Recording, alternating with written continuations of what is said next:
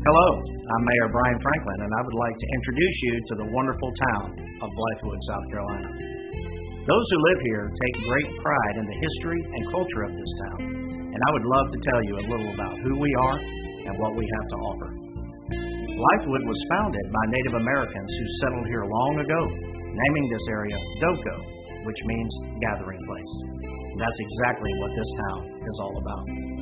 Located just off of Interstate 77, just 15 miles north of Columbia and an hour south of Charlotte, Blythewood is a town rich with tradition, community, and activities, hosting large events year-round that draws crowds from all over the region and across the state, while also serving as a home to many industries and small businesses.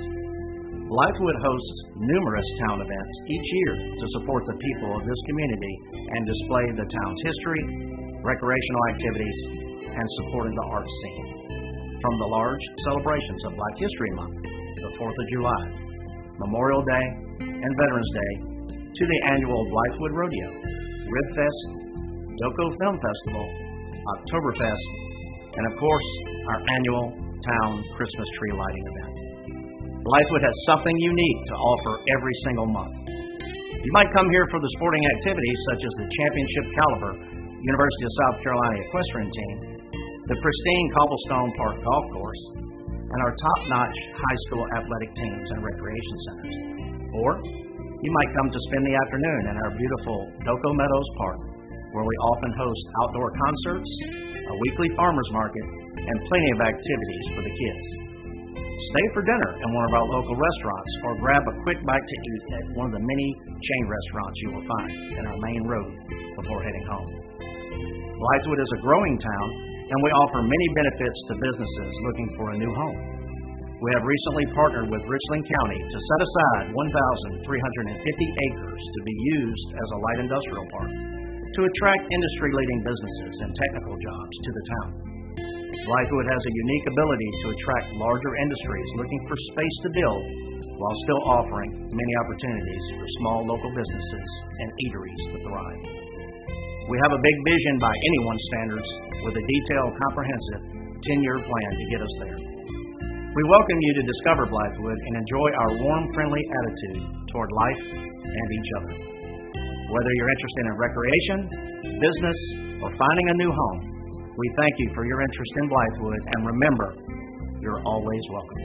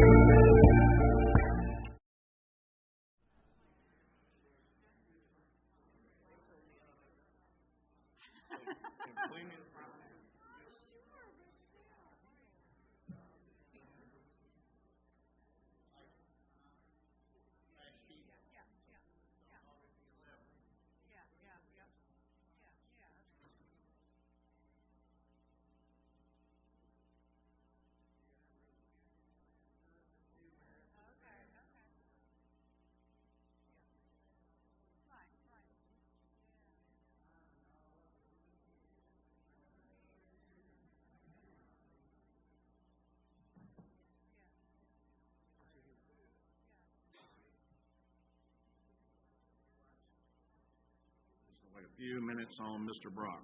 He's on the way.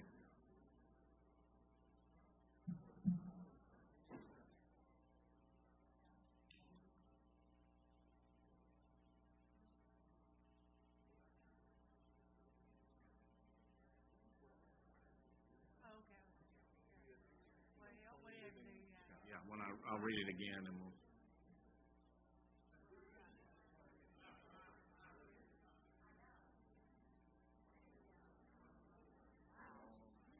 How are you, madam? All right. Thank you so much.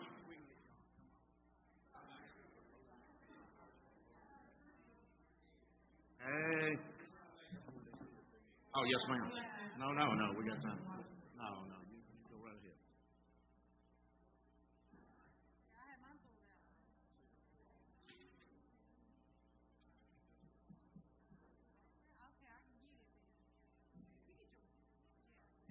That's a lot. And I'm talking about. How are you, sir? Doing fine. Yes, ma'am. Public hearing B.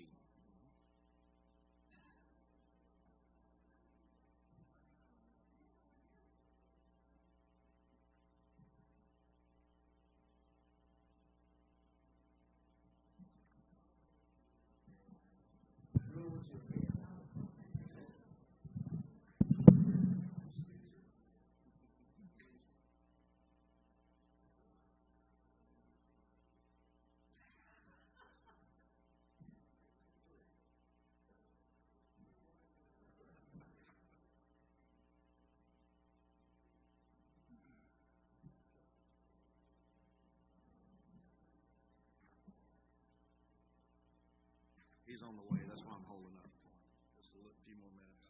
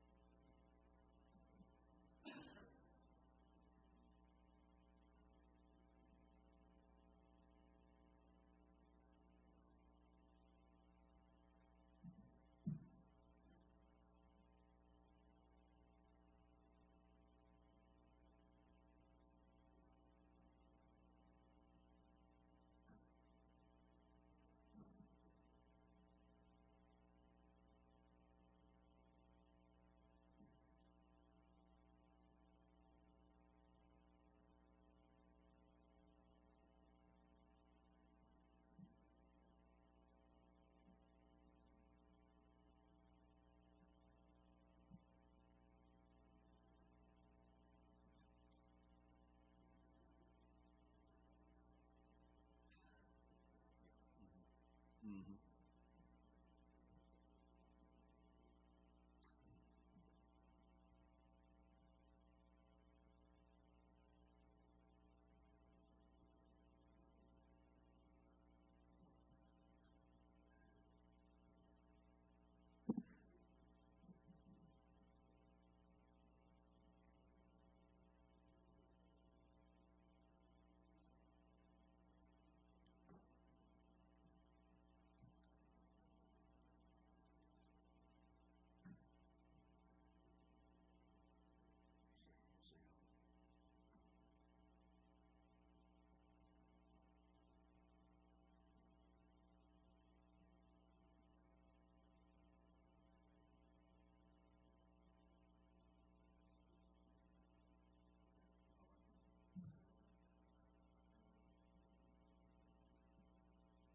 Okay, I'll call this to order. This is the regular Blythewood Town Council meeting. Today is Monday, June 27th. The time is now 6:05 p.m. Waiting on Councilman Brock. He's on the way in traffic, but he'll come in as we progress. Ms. Cowan, please conduct roll call. I'm here. Present. Present. Present. We have a quorum. And Ms. Cowan, was notification and posting of tonight's agenda accomplished in accordance with state law?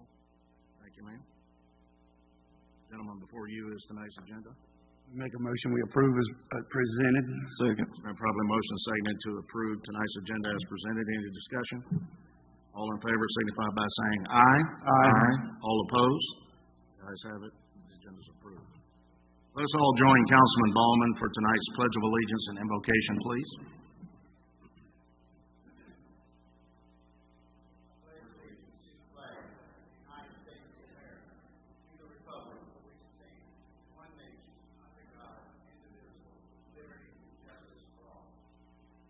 Join me in prayer. Father, my God, I just come to you this evening. Father, give you thanks for who you are. Father, I do thank you for the many blessings you bestow upon us. Father, I call on your presence to be here with us tonight. I ask that all that we say and do bring honor and glory to you. Father, I want to lift up our first responders today, the men and women that serve this country abroad and here at home to keep us safe. Father, I just want to pray for this country. I want to pray for the leaders, Father. I want to thank you for the boldness that some of them have stepped forward. Father, I just ask you to protect them with your guiding hand. Father, again, please just have your presence here among us, your children. We pray this humbly in the name of your Son, Jesus Christ, our Lord and Savior. Amen.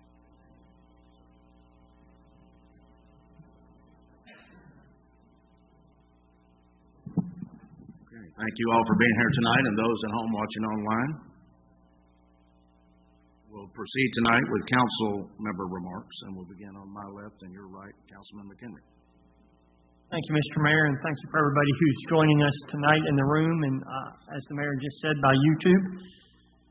I'm just going to hit on a couple things that I was involved with this month and then pass it down the line. I attended the monthly TPAC meeting concerning the penny option sales tax for the Blythewood road improvements, and they are progressing. Continue right-of-way purchases being made, and all three of our projects continue to progress. And then I'm sure most of the residents that travel on Blythewood Road on the west side of the interstate have noticed the new stoplight that went up, BOT installed. I know council's worked diligently to get that stoplight put up to help with the traffic flow. So not operable yet, but they will be soon. And hopefully that'll make a difference, especially during school hours with the traffic coming in and out of Surratt Mill and out of Cobblestone from the back entrance. And then encourage everybody to come out on June 2nd for the Rockin' Red, White, and Blue celebration here in the park. I believe it starts at 5 o'clock. I know staff is working diligently to get that celebration all planned for the citizens. Hope the weather cooperates. So, Mr. Mayor, with that, I'll pass it back to you. Thank you, sir.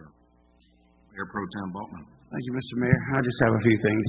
Again, welcome everybody. Glad to see a full house here tonight. Thank you for those watching at home. I really wanted to give a shout out to our town staff, Mr. Williamson, just at the job that they do here, the ones around the park and the ones at Town Hall. Coming through the park the other day, I noticed that even our playground is so well maintained that we had 3 buses of Fairfield County Rec Commission coming all the way out of Fairfield County to come here and enjoy our playground. So that says a lot to what we have to offer here in town. I really want to give a shout out to Ronnie Gardner and Jason Mosley also, because they contributed to placing Memorial Day flags on our cemeteries. They went out one day in the heat and helped me. And between those two and my son, we ended up doing 10 churches here in town. So we put a flag on every veteran's grave and 10 local churches here around the community, and took up the old ones, brought them back here to Town Hall. And I want to thank y'all again for allowing us to have a flag drop-off here at Town Hall, because on June 10th, Lake Wateree VFW, Post 8346, retired over 400 well-worn flags.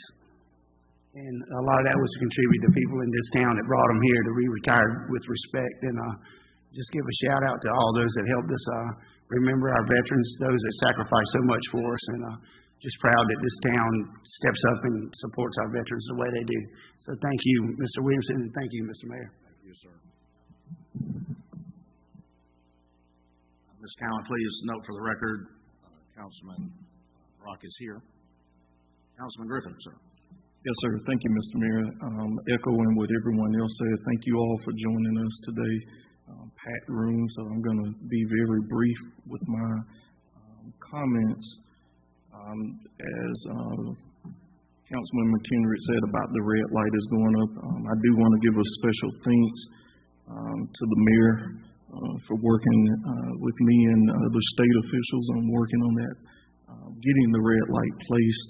I hope that shows residents that when you speak, someone's listening, and we're going to do our best to get some answers for you. So thank you all for bearing with us, answering the questions online, to give us feedback on what you want. So stay tuned for more of that. With that being said, Mr. Mayor, we do have a pretty lengthy agenda, and I'm sure a lot of people want to get to the business, so thank you. Thank you, sir. Councilman Brock. Thank you, Mr. Mayor. The only thing I have to say is that I humbly apologize for being late. That's all I have. Thank you. Thank you, sir. We do have a large agenda tonight, so I'll just say congratulations to several of our sports teams here. The Blythewood rookie ball team has made it up to region. The Blythewood minor league won the district, and they're going to the state playoff baseball in July. And the 8U softball darlings, the girls team, also made it to their playoff. So very good success in our rec league. I appreciate all your support, those of you who participate, and take your children and grandchildren out there. So thank you and congratulations to all of them. And then I'll direct your attention to the nice floor here, the luxury vinyl plank flooring. I continue to be impressed under Ms. Coggins' leadership here as the manager of the manor, and we always have the philosophy that we leave it better than we found it, and this is a prime example. Outside, too, a lot of improvements. So thank you, ma'am, and thank your staff for what you're doing here in the manor, our crown jewel. And thank former Mayor Bailey and former Mayor Ross for their leadership, or else we wouldn't have this nice park and this nice manor. So great team effort, and we appreciate all of that. We'll move on now to the town administrator remarks. Mr. Williamson. Thank you, Mr. Mayor. Just a few things. Just a reminder that the Municipal Association of South Carolina annual meeting is July 14th through 17th. And just a few updates of things around here that we've spoken about in the past. We're still waiting on the zip line glider for the playground. Now it's scheduled for August, but we continue to keep up with that. The Hoffman House cameras and tag readers are currently being installed and should be activated soon. And ELI Controls, who installed the gate, the security gate, they have come out and met with BC3, our internet provider, and they are working on a way to use existing gates, hopefully, in order to automate them. So that's still in the works. That's all I have, Mr. Mayor. Okay, thank you, sir. Moving to part I tonight, the approval of the minutes. And in your packet, you have the town council meeting minutes from May 23rd, 2022, and the town council special call meeting of June 15th, 2022. If I meet with your approval, I'll be looking for a motion to approve.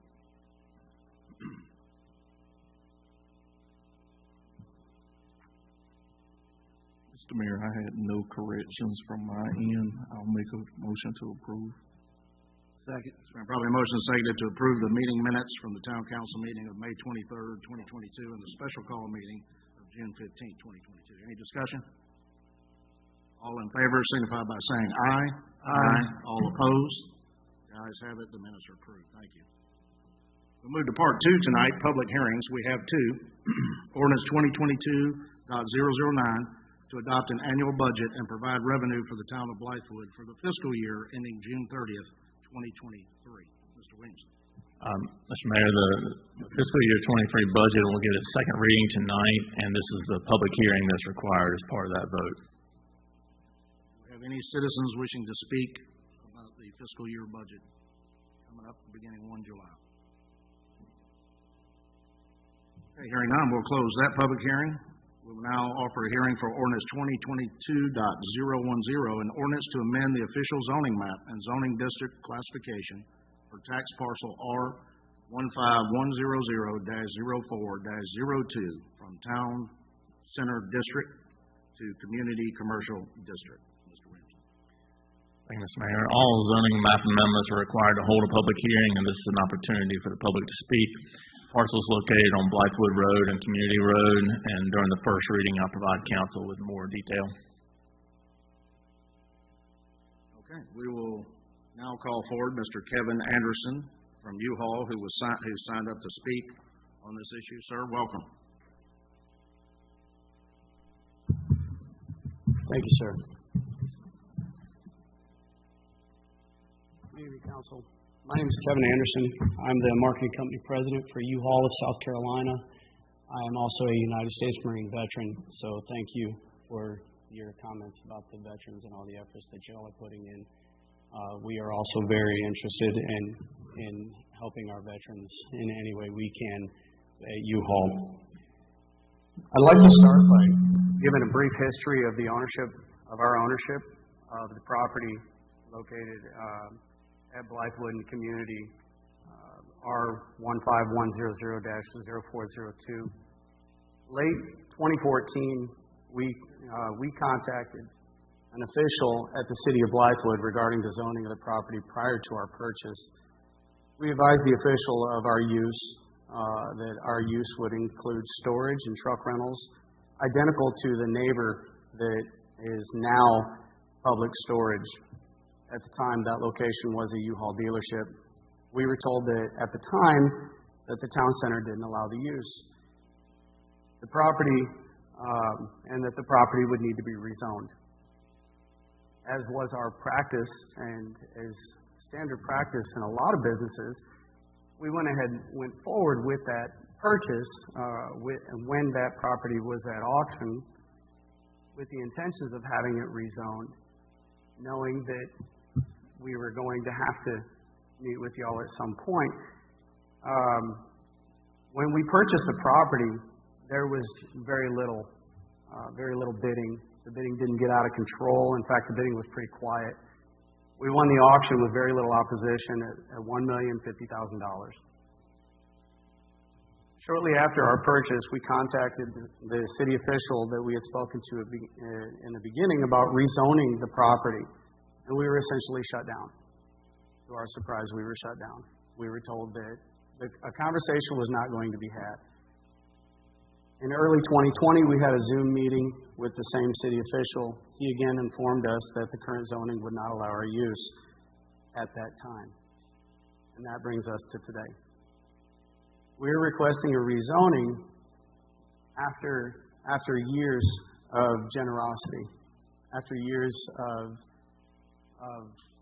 asking nothing of anyone in the city or the town of Blythewood. We purchased the property knowing that the Blythewood Rodeo, the Blythewood Doco Rodeo was held there twice a year. We've allowed the rodeo to operate on our property free of charge over the past 7+ years. And according to the article I read after the Planning Commission meeting, the rodeo collects $25,000 per event. We've never asked for a dime. We've owned the property for over 7 years and we've never collected a penny. Within weeks of my promotion to my current position, I was introduced to the rodeo conductor, Buck Coggins, by my predecessor. Buck asked me if he could continue to use the U-Haul property for the purposes of the rodeo, and I obliged. Again, didn't ask for a dime. Buck stated at that time that he would support U-Haul development. He stated that it was our land and that we should be able to do what we want with it. And personally, I agree with him. You all should have received a preliminary site plan by now. I sent an email this morning making sure that everybody on all the council members received it. I've asked Emily, one of our potential managers of the site, provided that we are granted our rezoning, to come with, and she's got a copy of the preliminary site map. As you can see on the left-hand side of the screen, that's Blythewood Road. The top of the screen is Interstate 77.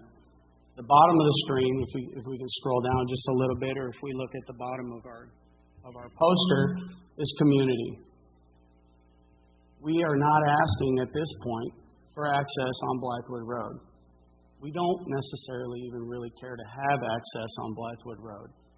The property we're asking to develop, the portion of the property that we intend to develop as of right this second, is to the south side of the property. There is not going to be any additional traffic caused by U-Haul developing this property on Blythewood Road. Quite frankly, that was actually my suggestion when we were talking internally about this process, because I am a rodeo goer as well. I'm a South Carolina native. I'm not some corporate guy that just comes in, flies in, and does whatever and then leaves. I live here. I'm a rodeo goer, and I'm friends with the folks that do the rodeo. And the congestion that's caused by the rodeo was illuminating to me. And this was my suggestion. We need to move our access points to the south portion of the site to prevent any additional traffic on Blythewood Road. So our preliminary site plans have us building a 3-story state-of-the-art facility that will house 60,000 square feet of net rentable climate storage. That's roughly 700 storage units for the already, based on my understanding, 1,100 houses that the town of Blythewood has already approved to be built, as well as truck, trailer, and U-Box rentals. So we're doing everything that we can, or so we can do everything that we can to make sure that we're serving your community and the community of the town of Blythewood. There is also a precedent for this type of rezoning. Precedent for rezoning from town center to community commercial is less than a quarter of a mile from where we stand right now. 500 Main Street was rezoned from town center to community commercial 11/1/21. Again, it's less than a quarter of a mile from where we stand. At least 3 of you, distinguished gentlemen, ran for your office stating that you support business growth and development. I would ask that you vote yes to uphold that campaign promise and continue to support that position. Questions, comments, council members?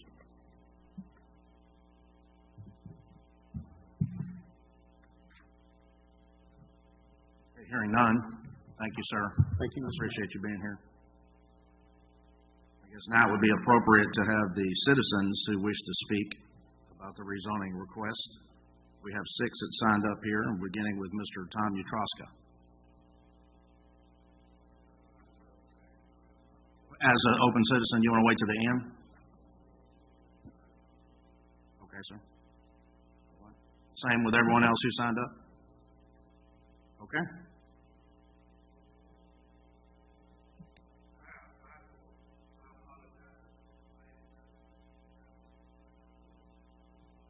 I'll let you do it. You want to speak on the same issue? Yes, sir. Just after it's over, please come sign so we can capture. Okay. We'll wait to the action item if that's okay with everyone. That way we can have everybody at the same time. Thank you. All right. We'll close this public hearing. We'll move to part 3 tonight, a proclamation. I read a proclamation last month, but unfortunately there were conflicts, and some citizens who really wanted to be here to listen to the proclamation were not able, so I promised them I would read it again for the record and then recognize those folks if they'd like to speak. This is a proclamation on Tourette Awareness Day. This is Mayor's proclamation, Tourette Awareness Day proclamation. Whereas Tourette syndrome is an inherited neurological disorder that is characterized by involuntary physical and vocal tics that occur many times a day. And whereas Tourette syndrome is often accompanied by other mental health disorders such as attention deficit and obsessive compulsive disorder, learning disabilities, and anxiety. And whereas Tourette syndrome and tic disorders affect 1 in 100 children, More than 10,800 school-aged children in the state of South Carolina alone are dealing with Tourette syndrome, and although some of these cases are aided by medication, there is no standard treatment or known cure for this disorder. And whereas there's an important need for more professional help with interest and expertise to identify, counsel, and treat people with Tourette syndrome, a disorder that is often misdiagnosed and misunderstood. And whereas positive actions to assist children and families living with Tourette syndrome would result from a broadening of public and professional knowledge and acceptance of Tourette syndrome. Whereas the Tourette Association's Greater Carolinas Group are actively providing services to families, educating medical professionals and teachers, and supporting research to better understand the signs and treatment of Tourette syndrome. Now therefore be it resolved that on 4 June 2022, the day will be recognized as Tourette Syndrome Awareness Day in Blythewood, South Carolina, as a special day to promote understanding, compassion, and acceptance for all of our fellow citizens who deserve and need our support to break the stigma that surrounds Tourette syndrome. In witness thereof, I hereunto set my hand and cause to be affixed the official seal of the town of Blythewood on the 23rd day of May, the year of our Lord 2022. Signed, Brian S. Franklin, Mayor of Blythewood. I want you all who are here to support this special proclamation come forward.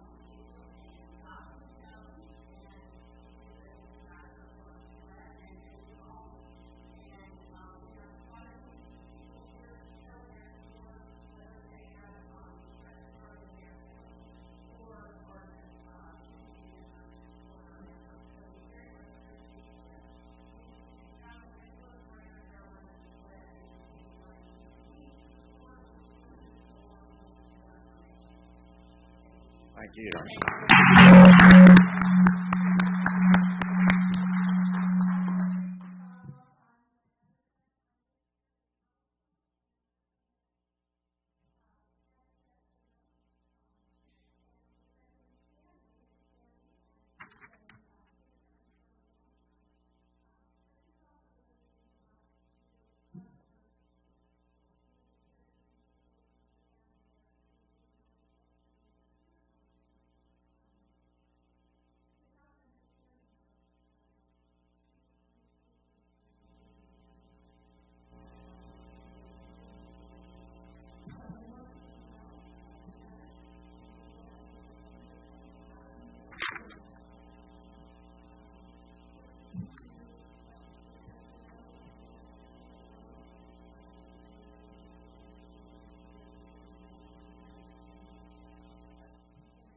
Thank you.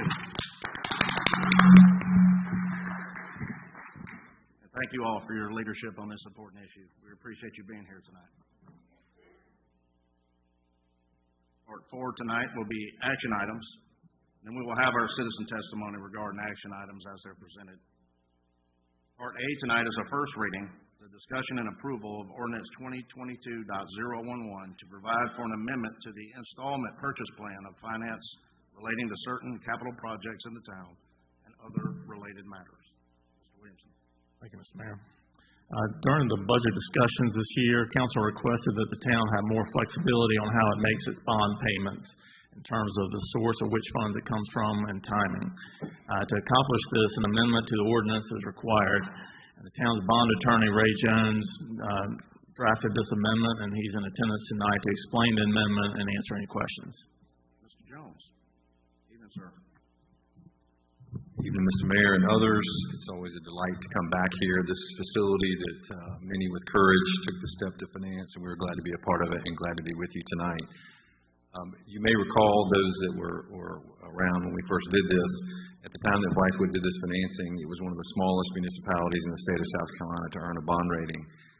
When we did the financing, the initial purchasers of the bonds asked that your hospitality and accommodations tax be first set aside to make these bond payments. I'm glad to tell you that because of the town's financial strength and the way that it's paid the bond over the years, the current holder of the bond, which is Truist Bank, has told us they would be glad to release that condition. And what that means is, as Carol said, it will give you greater flexibility in terms of how you make the bond payments and how you budget your hospitality and accommodations tax dollars.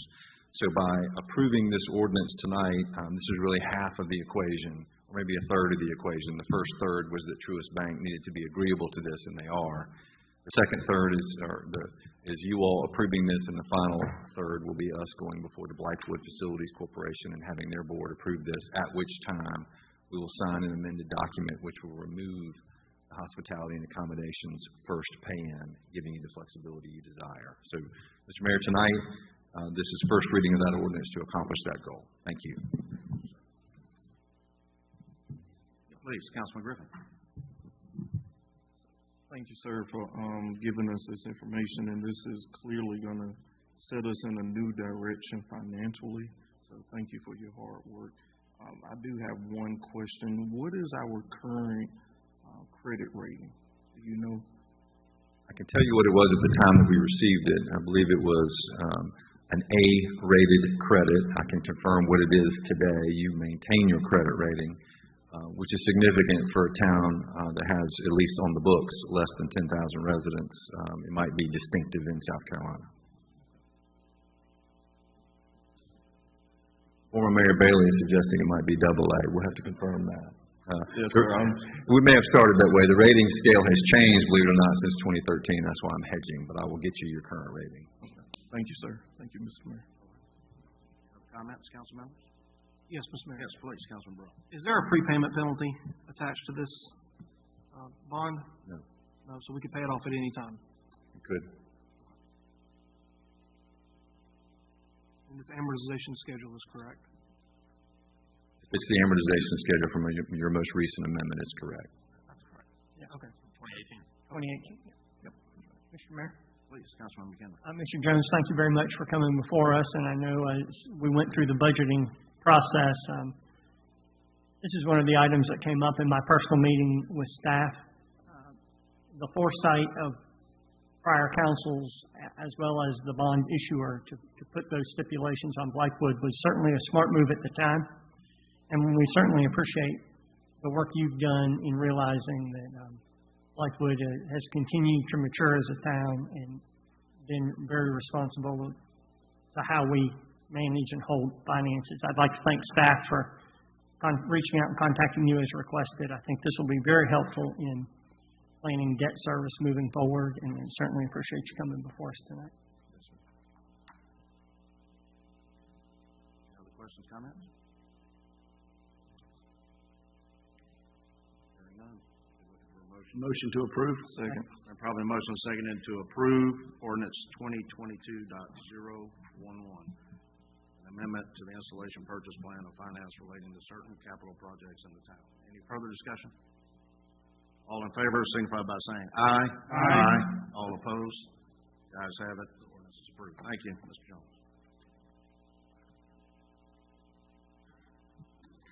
Part B tonight is a first reading, discussion and approval of Ordinance 2022.010, an ordinance to amend the official zoning map and zoning district classification for tax parcel R15100-04-02, located on Community Road and Blythewood Road, from TC Town Center District to CC Community Commercial District.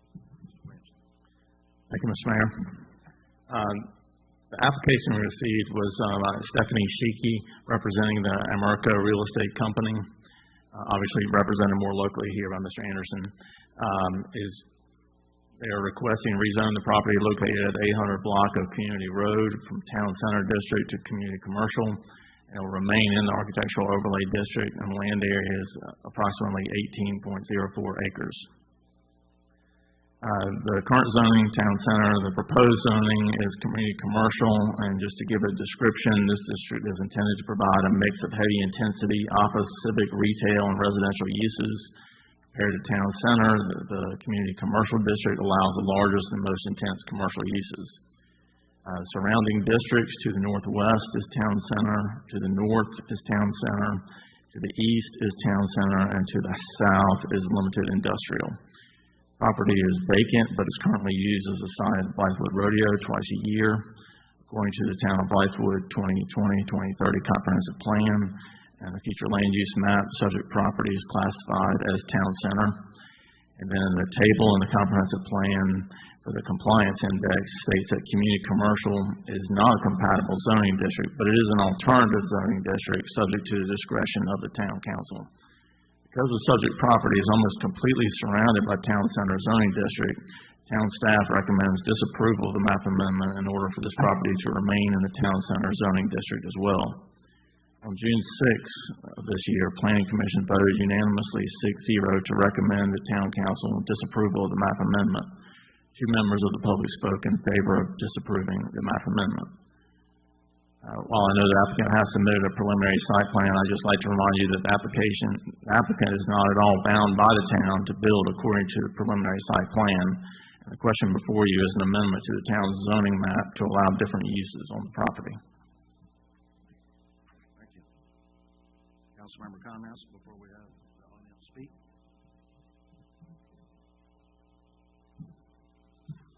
Hearing none?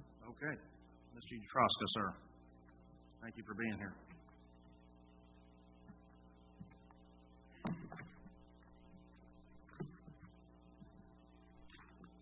I know y'all are proud I've been noticeably absent for quite a while. Tom Utroska, 106 High Point Drive, Blythewood, South Carolina. I've been here 21 years now. It doesn't seem like it's been that long. Anyway, Carol touched on several of the things I was going to mention, but I stand behind and support the Planning Commission and the staff's recommendation that this remain as a TC district, Town Center. As he stated, you know, if we change the zoning, you let the genie out of the bottle and you can't put the stopper back in. It's too late, and they are not bound to do whatever they might say in their preliminary plan. And based on the Planning Commission's recommendation and the staff, I fully support that it stays Town Center. Thank you. Thank you, sir. Mr. Bohanna? Good to see you, sir. Dwayne Bohannon, 191 Turkey Creek Trail. It's right down Loner Road there. Y'all seen me before, I'm sure. I was the previous owner of the storage facility located next to those guys, the proposed project. And I made, going on record as, living in Blythewood, my main concern is what was read earlier, is how you're going to contain that once you rezone it. The town's kind of in a pickle. U-Haul might be in a pickle. It's a lot of land that's up there vacant. I have to agree with Mr. Kevin on the fact that, the rodeo has been a good contribution to the town. But one of the things that I personally wanted to deliver the message, and I kind of made myself this promise, that they knew what the property was owned when they purchased it. I had multiple conversations with those guys about it. Don't want you as a competitor, but we just went through a massive rezoning. I was lucky. If I hadn't have been there, I would have never been zoned. I mean, I would have been out. I fought with Mr. John Perry, all those things. So even though I have no interest in the property, I still live in the community. So what I ask of anybody, their decisions, I'm 100% pro-business. But, you know, you got to contain this. You can't have portable containers out there. You know, who's gonna police this? So if you drive by sites today, they're putting portable containers in certain locations without any detention pond. No fence, none of those things. So if you're going to entertain this idea, which I'm opposed of, then I think you better well make sure that you keep it contained to where it's going to be a better fit for your community. Thank you. Thank you, sir. Mr. Mayor. Please, Mr. Bohannon, I have a question if you don't mind. Sure. The property that you referenced that is now currently public storage used to be Stow and Go. You stated that you had that property rezoned. I did not. So you bought it as light industrial. To make that perfectly clear, I was a young developer, and a little nervous today. I've been kind of down. But here's the thing. Someone came to me at a football game, and they said, hey, Miss Watts, Sandra Watts, who fought dearly to get that property zoned for storage and get it approved. Go back to your minutes. They fought tooth and nail, her and Mr. Keith. I was a customer. Someone had told me it was for sale. The reason I purchased that property, I guess 18 years ago, was because it was the only piece besides one other that storage was allowed in your community. As a developer, that's why I bought that property. I never asked for that property to be rezoned. When Mr. John Perry called me, he wanted to purchase my property, which was some point a town administrator. And I said, no, that's not going to happen. Well, we're going to rezone you to town center. And I begged and I talked and I came to every meeting and we made an agreement, being that property was already zoned, light, LI, whatever it is, they would remain that simply because it was the last stretch of property along that interstate that Blythewood controlled. If I would have been where they are, I bet you I would have been town center today and could not have done an expansion. It was non-conforming. That's what would have happened. So that's the history. And as a businessman, I have to be against, but I understand the predicament everyone's in. So that's just kind of what I wanted to relay the message. Any other questions? Thank you, Mr. Bohannon. Yes, sir. I got one. Councilman Griffin. I'm making it. Yeah, I'm not going to make you too nervous. Yeah, I usually don't get too nervous, but you know, I don't want to sound record, but you don't know how many nights sleep I lost on this deal, okay? So, as a small developer, and you know, you should know what you're buying before you buy it. You know, you do this in the first, but yes, sir, I'm sorry. My question is, I know you're in business for storage. You own. Absolutely. Yes, sir. So, crime. Mm-hmm. I got we all got several emails about crime and people living in them, storing explosives, drug deals, drug trafficking. Can you talk a little bit about your experience to help us out with some of those issues you may have had? I'll be very honest on those issues. It's according to where you're located. If you're on Broad River, I had a few more problems. I had a couple of guys living in it when the recession was there. I own Hobart, and I have this facility. I don't have those kind of problems. What I do have is theft. And if you go to my facility today, it's put a big dent in my operating budget of a guard dog fence. I got 7,000 bolts going around my storage facility on Hobart Road. I know you know where that is. Go by and look at it. Don't touch it. But but I had to, and that's almost $4,000 a month to keep the catalytic converters from being cut and keeping people from coming to this. As far as that goes, over all the years, I think I've had 2 or 3 different, searches done on our property. One was a motorcycle stolen, typical business issues. But it doesn't bring a lot of crime to the community, other than vehicle problems, boats, RVs, and people breaking in your units. I mean, when they break in, they get them. So, I can't say that happens. But on the flip side, I'll finish if I can. It also, I'm in that business, so I talk out both sides of my mouth, but it's the facts. It doesn't bring in a lot of revenue for the town. It doesn't bring in a lot of jobs, but it don't bring in a lot of traffic either. So there's a lot of give and take in that business. Anything else? No, sir. Thank you. Yes, sir, you did. Thank you. Yeah, I'm not near as concerned, with theft. I'm concerned with the landscape.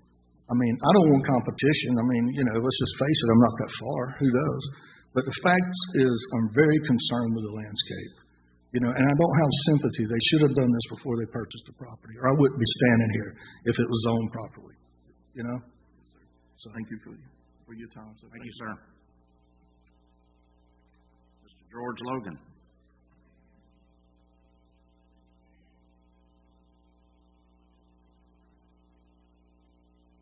Welcome, sir.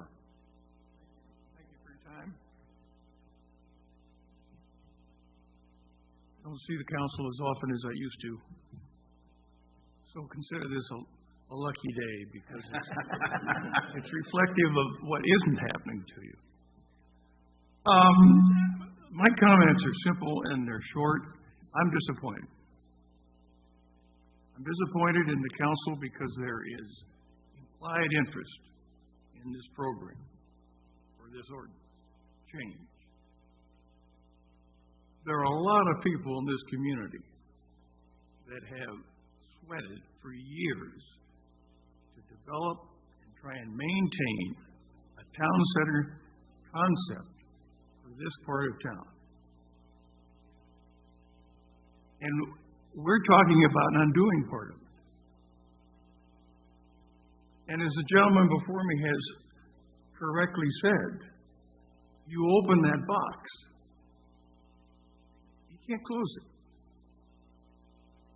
No matter how sincere the people are at U-Haul, it isn't going to work that way.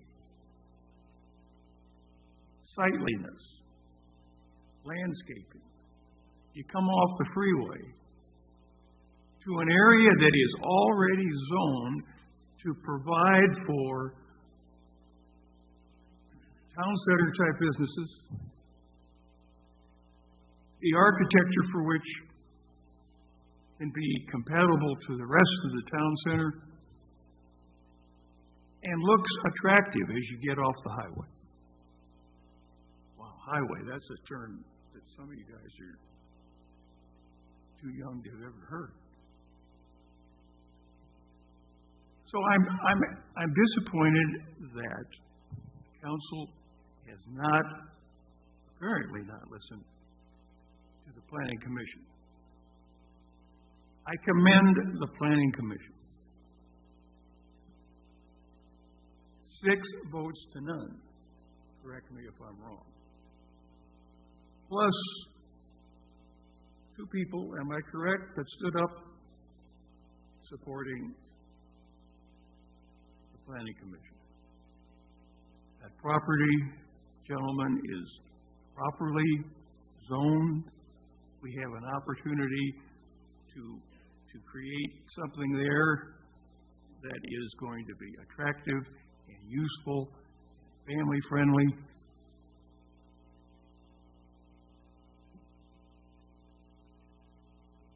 We don't need metal buildings or whatever it's going to be. And traffic. I'm kind of an old guy, and I've never seen something new that didn't increase traffic. Maybe there's something out there, and maybe it's U-Haul, but I don't think so.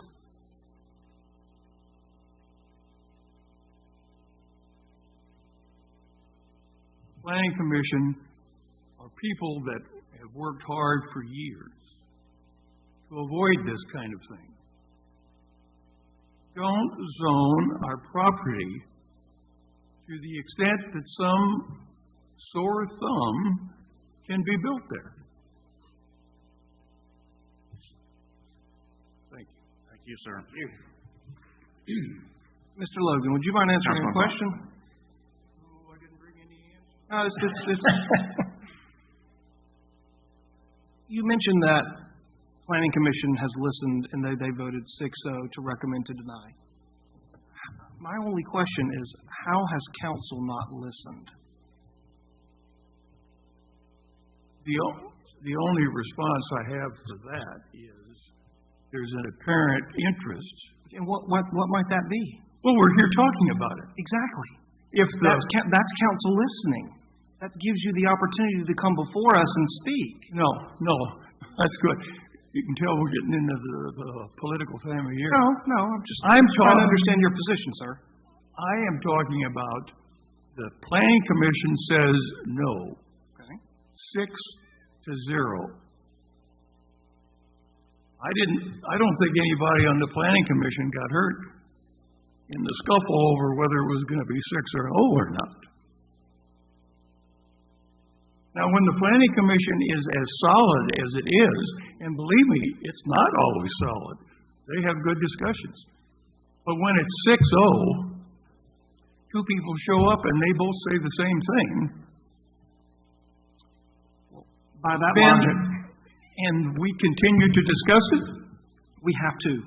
By law, we have to discuss it. Okay. But by your logic, if Planning Commission votes 6-0, we should just rubber stamp it and send it on down. That's not how it works, sir. That's why we have these meetings so that the public can come and then we can cast votes. I consider myself scolded. No, I'm not scolding. But I also believe that this is really, I've been in almost 19 years, and this is about the easiest request to rezone and say no to that I can remember.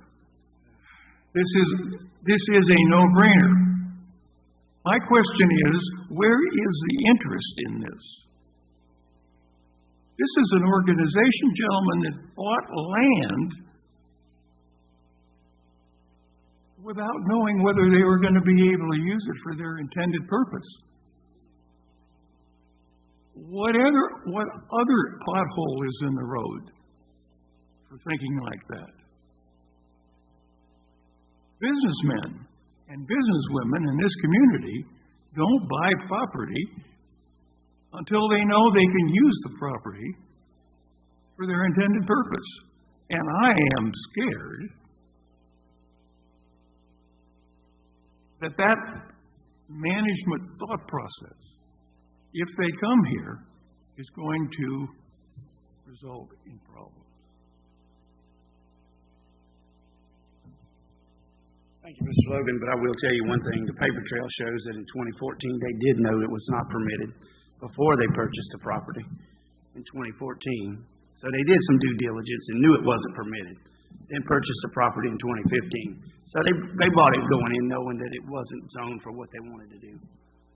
Oh, I understand that. I question the sanity of it, that's all.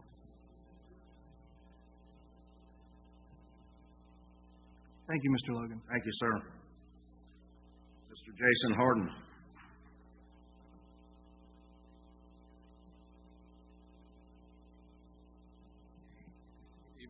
My name is William Jason Harden, 2530 Post Oak Lane, Gastonia, North Carolina. I am a U-Haul team member, been a U-Haul team member for 25 years. We're a 76-year-old company right now. I'll address a couple of the things that was mentioned real quick and then really just open up for any questions you might have. So there's a major concern for what we're going to build. You have a process for that. It has to go through architectural review, it has to go through site review. Unless I'm mistaken, I do have a full process for reviewing the site, architectural. I have to meet all the standards for the community. So you do get to look at it. You do know what we build. Y'all have a slideshow, if I'm not wrong, of some of the things if you want to bring it up and show them. These are a few properties that we build around. We do build interior climate controlled, multi-story. It's not drive-up storage. It's not storage that you would have seen 5 or 6 years ago. So I won't take much time, but I'll just show you a few. Obviously, we've been a company since 1965. 1945. I'm nervous like he was. We do practice sustainability. That's one of the things we stand on. Y'all will have more time to read through this if you need to. There's the numbers of U-Haul. Really want to get to, again, there's another facility. There's a couple facilities that we've developed. As far as, I know metal was mentioned. I don't know what your standard is as far as the design. I won't know that until we get to that point. But we will have to meet those requirements. There was a question about traffic, and I want to clear this up real fast.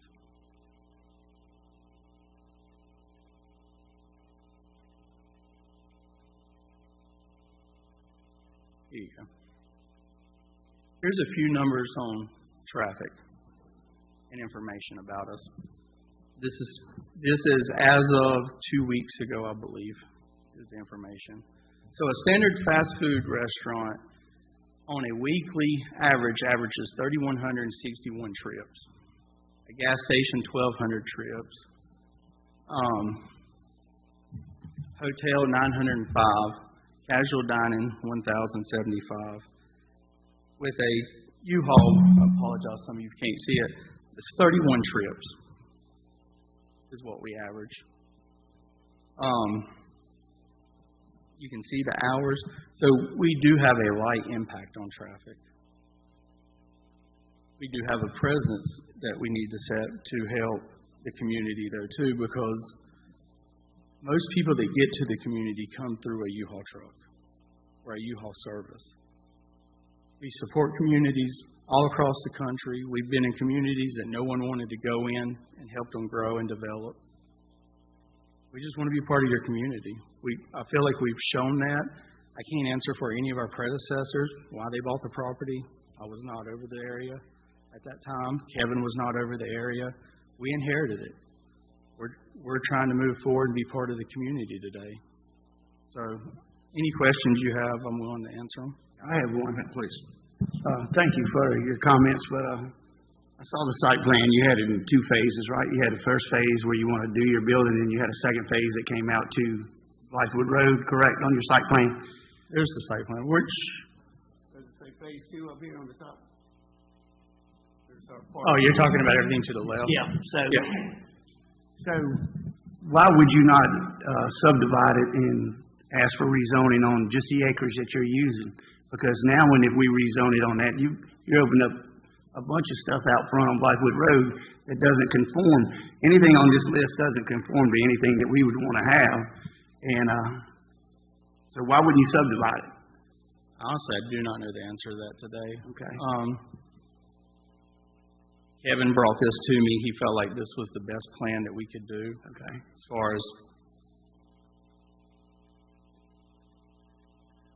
I'll be honest, I am trying my best to try to figure out how to continue to support this community and support the rodeo. I'm not going to sit up here and promise you that the rodeo is going to be able to stay, but I am doing my best to try to help fight for that. And, I understand the rezoning, because here's the problem if I rezone it, half and half. If for some reason one building's 5 foot off, it doesn't work. I believe today this will work, but without going through the full process of as far as your planning, your civil, your site, I don't know everything yet. See, then that due diligence should be done before rezoning, because if it doesn't happen and you can't fit it on there, then we've rezoned it. Now we've opened up Pandora. But I got a question for you, Mr. Williamson. Mr. Anderson said 3 stories. 3 stories is not compatible to our zone. Aren't we stuck to 2? I'll have to check to see. I'm pretty sure that three stories is not compatible. That'd be non-conforming. I think we fought this for a while. I think 3. Involving the hotel's 4 stories. Right. I understand that, but I'm talking about this here. I don't think that is compatible, but I want you to check that in. Verify that. Questions or comments, council? Mr. Mayor? Please. Mr. Harden, a couple questions. I'm going to refer back to what Councilman Ballman asked. If you're going to propose to build a storage facility in phase 1, why not go to the work to show phase 1 do the due diligence and start the process with the facts on your side instead of a blank slate that you're asking the town to, and I'm going to use the word blindly rezone, because we could rezone this and tomorrow you could sell it. We could. And you cannot rely on the good neighbor policy. That simply doesn't work. And I've heard a lot of mention of the rodeo and how U-Haul has been good neighbors to the rodeo. The rodeo is a phenomenal event that goes on in Blythewood and has for years. But to be frank, the rodeo has zero to do with this request. Well, I'm thankful you actually said that, because during the last meeting, that's all I heard about was the rodeo. Pretty much from the start of the meeting to the end, how thankful everyone was and how, I mean, it just felt like coming from the community, that's all everyone cared about was the rodeo. No, I am in the throes of developing a very large piece of property. And the amount of due diligence that I am having to do on a piece of property that we own and we are developing is mind-blowing. So I feel for you in that respect. Where I don't feel for you is you haven't done any of that. If you were to come in here and say, we're proposing to subdivide this property, and here are my rebar stakes from having it surveyed, here's where my building's going, my parking's going, my entrance is going, here's my traffic impact on Blythewood Road, that could be a totally different discussion, but we're not there. No, I understand that. That is pretty far down the road, but I mean, and I understand what you're saying. I have not went before Richland County Council. I have not went before Richland County Council. And U-Haul does this for a living. Your corporation does this.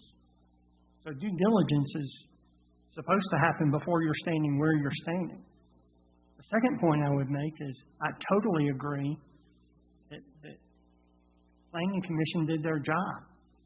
They looked at the issue. They asked questions on the issue. I wasn't able to be at that meeting, but watched it on YouTube. And then they voted. The precedence that was pointed out, and I believe the owner of 500 Main is here. Barbara, is that not your piece of property? That property was not purchased TC.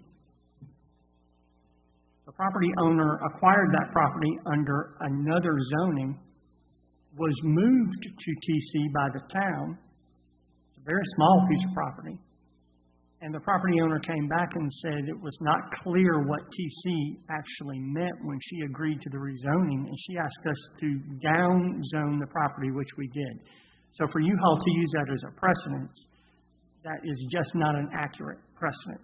The more accurate precedent would be the property just down Wilson Road is for sale, and they came before council and asked us to rezone that property for a storage facility, and this town said, Wilson Road, we don't want you to view a storage facility coming into Blythewood on Wilson Road. I think the same would apply coming into Blythewood on Blythewood Road or I-77. So that is probably the more accurate precedence, and that was done after 500 Main. So those, and I know you came up to clarify some things that were said, but those would be my clarifications of what has been said thus far. I do appreciate the traffic. I know I rent storage units, so the traffic impact from storage units is minimal because of people coming and going, much less than a fast food restaurant. So I do appreciate the traffic numbers. Thank you, Mr. Mayor. Thank you, sir. Other comments? Go ahead. So, thank you, sir. I just have one question. Your site plan, when you've done this design, was your design, it looks like you've done it intentionally, in my opinion, to keep access for the rodeo and for your normal business. Am I tracking? Yes. That was our full intention of trying to save some room for the community. Obviously, I still have to try to protect our organization. So there was a lot of thought went into this plan. that it was probably scrapped 3 or 4 times before we went through it. Kevin spent some time really going through it. He felt like this was the best plan for this parcel and this community to help us and help potentially with the, it wasn't just the rodeo. We always talk about the rodeo, but the Juneteenth event was there. I mean, there are things in the community we do want to support and help. To answer your question, yes, there was some thought put into that from our side. All right, then my last question, probably the hardest question. If you don't get the zoning, what happens? Not selling the property. So I have no intentions of selling the property. Hopefully my great-grandkids will run U-Haul at some point. So, we're a year out from now talking about it if we don't get past tonight. That's my understanding. So it'll get revisited again in the future, I guess. I've been with y'all 25 years. We've sold 2 properties I know of. And neither one of them was because we necessarily wanted to sell them. So one of them was in Rockingham, actually, that you couldn't even keep the building apart because the crime was so high. Everything around us shut down. So it's going to be tough. Obviously, we're going to have to try to figure out how to generate some money off the bare land. So then that means no free access. That's what I'm hearing from you. Yeah, nothing free. I've carried it for 7 years, roughly. So, thank you. Okay. Mr. Mayor. Please, Councilman Brown. Thank you, sir. I'd like to point out 2 things in regards to zoning that people may not remember because there are short memories in this town. In September and October of 2020, this town council, which 4 of the 5 members sitting here were on, rezoned the Red Gate property from PDD to Town Center and Rural. All right? So that is the proverbial letting the genie out of the bottle, in my opinion. I voted no twice on that zoning. Secondly, as recent as April of this year, Town Council rezoned a parcel on the corner of Wilson and, what is that? Barrow? From rural to community commercial. Again, based on the good faith of the community. So the whole notion of let's not rezone this property because they're not beholden to us, we've already done that, folks, multiple times. So this isn't anything new. Thank you, Mr. Mayor. Other comments? One final question, Mr. Mayor. Mr. Hardin, you said you've been with U-Haul for 25 years? Yes, sir. And to your knowledge, did U-Haul buy property incorrectly zoned to zone it at a future date? This is the only one I'm aware of at the current moment that we've ever done. And again, any of those predecessors are no longer even with U-Haul at this point, so I couldn't even go figure out why they did it. You're asking me to answer something I just don't know the answer to.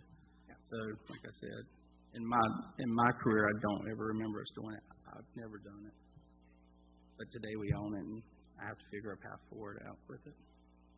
And is there a reason U-Haul won't sell it? Just simply put a for sale sign on it, sell the property, recoup your investment? Well, that would be easier said than done. We've owned it for 7 years, never had an offer on it for once, never had anyone come and ask us to buy it. And on top of that, at this point, I would just really truthfully, we're in the business of not selling real estate anymore. We've changed our business minds. It'll be there for my great-grandkids, I guess, or whoever.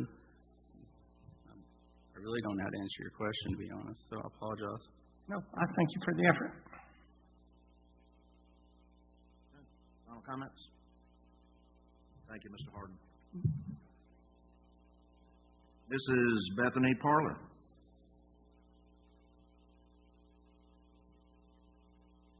How are you, ma'am?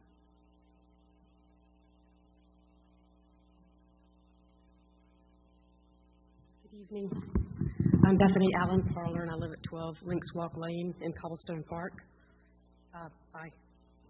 agree with everything that's been said here against this project.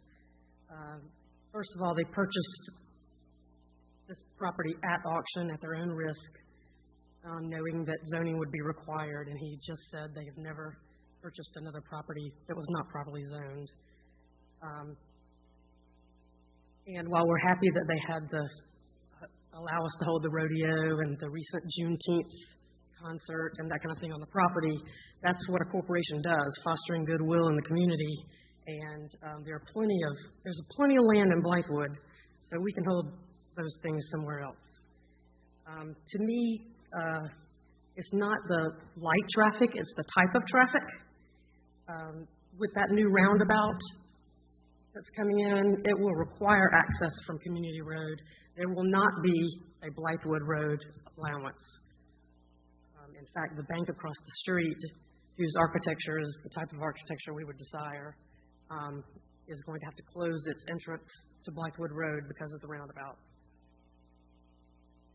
So what we're talking about then is when those trucks come in off of Community Road, they have to go in one direction or the other. So they're either going to go into our roundabout with perhaps inexperienced drivers in U-Haul trucks and trailers, or they're going to go towards Westwood High School, where we have inexperienced new drivers. It's not conducive to the type of traffic that goes in and out of storage facility units.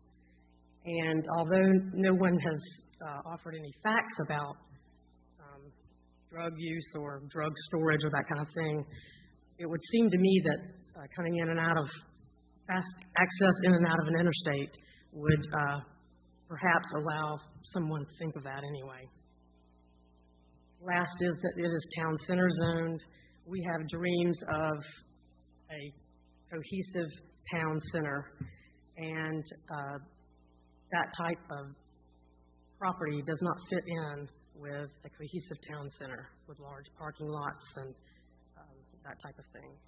So I would ask that you say no to this request, and that's all. Thank you. Thank you, Mr. Parley. Comments, council members?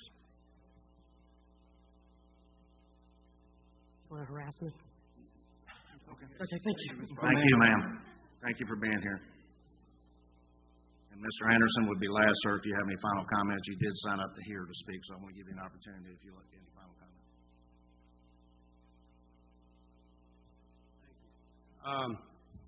I just want to address one final thing that the young lady said before me about drugs in storage and crime and things of that nature.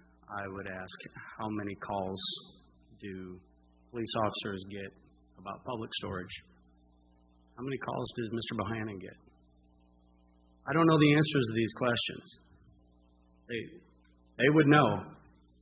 But what I can tell you is if you're expecting to see a public storage representative get up and speak, they're not coming. You have a local representative here to address you in person and to answer questions. If there's no major drug problem with public storage, then why would there ever be with U-Haul? That's all I got. Comments, questions, council? Thank you.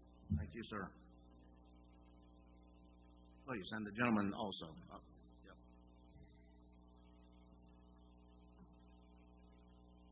Just please make sure you sign when we're done, but thank you for coming, sir. Good evening, everybody. My name is Johnny Jenkins. I'm from Beaufort, South Carolina. I moved up here in 2004, went to Allen University as a graduate, proud member of Omega Psi Phi Fraternity Incorporated. I've been with you all going on 13 years.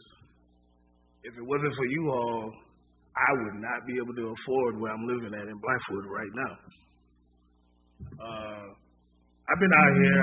I attend the events in the field. We just watched Jurassic Park the other night. It was fun. U-Haul brings business. You go to one of these single storage facilities, there's only one person in there. one. And that one person has to clean, deal with the counter, and do everything else. We provide jobs for the youth, for the kids coming up. We develop their minds to think as businessmen. So that's what I instill in my employees. As far as landscaping, we obtain our landscaping. Because you cannot come by our facilities, we don't want to see weeds and trash flowing through the parking lot. It does get rough. Businesses are rough. I don't know what happened in the past. People make mistakes. But we're here to correct those mistakes, and that's what we want to do. If we can bring another job to the community, we can figure out ways to work with everybody else just like we do with our regular neighbors that we do now. I run the store on Sparkleberry Lane Extension, and I see people every day that come in there that needs us. We respond to any disasters. We help provide water when there was no water out here for people. And I'm saying we because I've actually dug in the dirt too. It's because we seem like the big corporations, a lot of us are young country people that just want to do jobs to make everybody else feel brighter, make everybody else move on with life. We teach you about real estate. We teach you about hard work. We teach you about developing a business from the ground up. We teach you about taking ownership and leadership. I've had people that I've had around me for years that have left U-Haul to do better things in their life. And because of my tutelage, they have come back, shook my hand, and thanked me. I didn't know how to do certain things in life. By me working at U-Haul, now I know how to build and construct and do certain things and know what to go through. And also by me being here now, this makes me actually want to come to the meetings more. So if it wasn't for U-Haul, I probably wouldn't be coming here no more. So U-Haul, yes, it is scary. Everything's changing. Y'all just built a whole big, hotel right over here. We got a car wash coming right over here. Change is coming, but our change can help grow, and we can beautify the neighborhood just as much. We don't mind working with people. That's not an issue. We just want to help the community because it is a thing that we do like to help the community and move forward. That's all for me. Thank you, sir. Comments, questions, council? Thank you for being here. Former Mayor Keith Bailey, sir. 216 Maple Ridge Road, Blythewood, South Carolina. I happen to be the mayor during the most productive growth in Blythewood. I was fortunate. And I've been here 25 years. So I've seen Blythewood, and I've been part and participating in government for over 25 years. And I, for one, and when we initially commissioned TSW to do the master plan, we took into consideration some of the facets that you're talking about. The town center, which I call a ghost town center because nothing's been done for it to make it become a town center. And I understand that sometimes it's difficult to believe folks. Like the property that sits right in front of their U-Haul, that property owner said, yeah, we're going to build this nice building, this, that, and the other. It's going to be mixed use, and it's still the community center. So, yeah, it's hard to believe folks these days. But in addition to that, I want to talk about the Planning Commission and what happened in this. And you keep saying it was 6-0. In actuality, it was an unauthorized vote for the most part. Did not follow Robert's Rule of Order. They brought in a reverse action as opposed to action on agenda. So consequently, the agenda was false because the commission agreed to it. Because the actual action item was to get it rezoned. No one brought it to a question, so it should have died right there. But for some reason, the chief of the commission, he decided, well, let's vote. How many want to vote against it? You can't do that.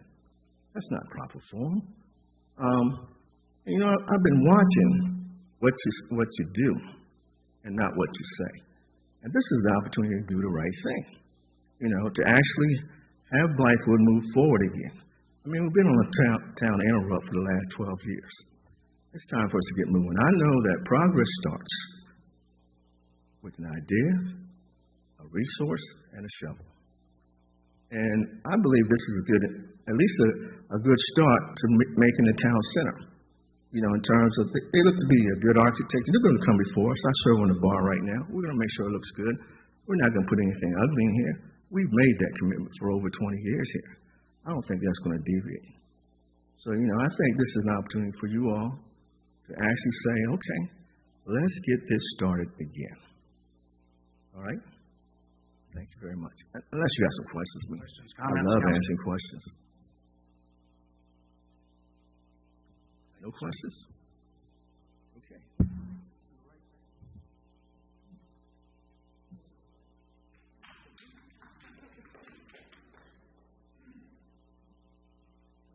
So the question before us is the approval of the ordinance. So we'll need a motion and second to that, and then we'll take a roll call vote.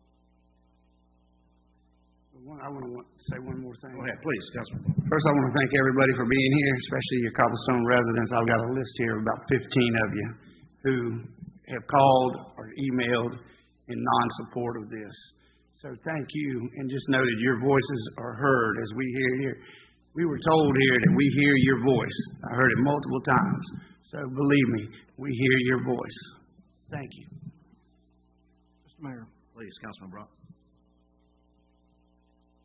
If it pleases the council, Mr. Fry, would you mind answering a question for me? Yeah. I attended the Planning Commission meeting, and you spoke against this rezoning. Yes, sir. And you made a statement that multiple businesses had reached out to you, and they opposed this rezoning. Yes, sir. My question is, how many is multiple, and will you tell us who they are? I don't think I should disclose any individual one, but when I exited the meeting, Planning Commission meeting, specifically outside the gentleman here from U-Haul, firstly, I took liberty to ask forgiveness for not commending them from the goodwill with rodeo, et cetera, But I also pose that what is the possibility that you look at from, instead of just rezoning the entire 18 acres, is there a portion of whatever that you could do? And specifically, I was told that, no, our CEO has never sold a piece of property. Secondly, that property will not be sold. At which point in time, I was asked, well, you said multiple people. And I said, yes, multiple. And I said, in fact, there was only one who brought up the idea that I had suggested subdividing a piece of it.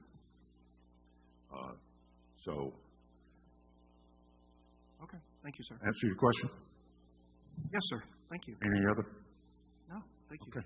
Thank you. Thank you, sir. Mr. Mayor? Please, Councilman McKinnon. I think in my final comments, on Facebook over the last week, there have been numerous questions about what's being built on Blythewood Road, where the Taco Bell is being built. And then a lot of displeasure that another fast food restaurant is being built on Blythewood Road. I would point that out because Taco Bell is a conforming use for the lot it's being built on. It is following all the zoning and ordinance that this town has set forward. And then right on the heels of that, a lot of concern and complaints about the car wash being built on Wilson Road. It is being built in a conforming manner. It is being built on land that was zoned that way. If you look at the long-range plan and the comprehensive plan, both of those new businesses, which will create jobs and development in and around Blythewood, they may not be what people desire, but they're being built on land that was zoned that way and that the long-range plan and comprehensive plan call for. On the comp plan, the Planning Commission spent a lot of time with help from the COG and spent town money on coming up with a 10-year comprehensive plan that will move Blythewood forward for the next 10 years. And I know former Mayor Bailey, in his comments, the comp plan that was done when you were mayor, your administration followed, and there were some tweaks made to those comprehensive plans. Yes, they're to some degree a fluid document. But when you call a comprehensive plan a fluid document, you also have to realize the amount of work and effort that goes in by volunteers on our boards and commissions, in this case, the Planning Commission. Months, 6 to 8 months went into that comprehensive plan on the heels of a comprehensive plan that was coming to the end after 10 years. This property in that comprehensive plan is called Town Center. For the next 10 years, that property is shown to be Town Center. This council had the comprehensive plan. Mr. Williamson, we took it through 2 readings, adopted it. No one questioned the U-Haul property. No one questioned, do we want to reach out to U-Haul and see if they may be interested in developing this? We have a 4-year history or longer for attempts to rezone it, so that wasn't new news to anybody. That wasn't done. We had 2 readings. We adopted the comprehensive plan. I personally want to thank the Planning Commission for the work that they did, and I was unaware of the questions around Robert's Rules of Order, but it was a 6-0 vote for the vote they did take, which sends a clear message to me as a councilman. And again, I watched that meeting. And then thirdly, I would say, if in your opinion it was unauthorized,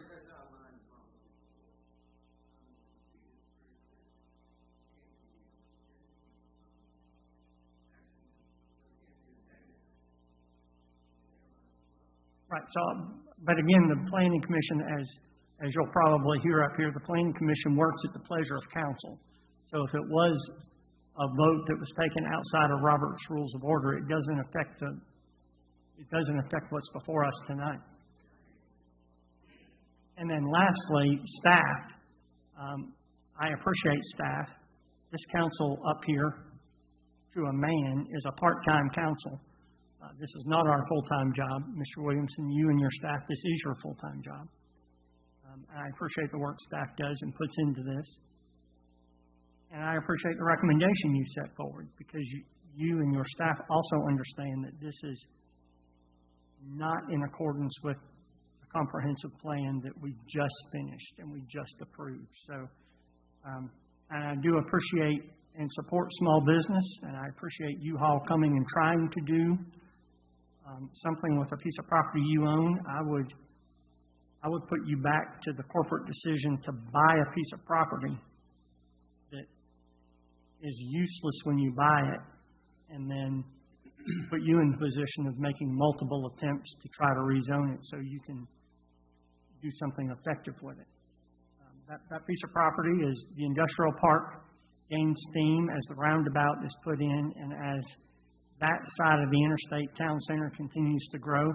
I think history will show that that was probably a pretty good investment to buy at an auction, if the decision is ever made to sell it. So 19 people either emailed me or are here this evening in opposition to the rezoning. And to my count, 4 were all people that spoke tonight in favor of the rezoning. So I appreciate the fact that Blythewood citizens take time out of your Monday evening to come and watch government work.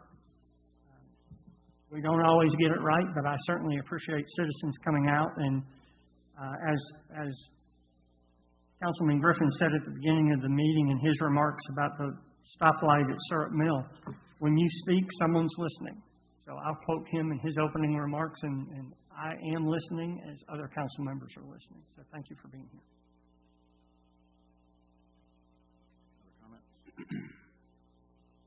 Mr. Mayor. Thank you, sir. So I'll be real quick. I'm a man of little words, more action.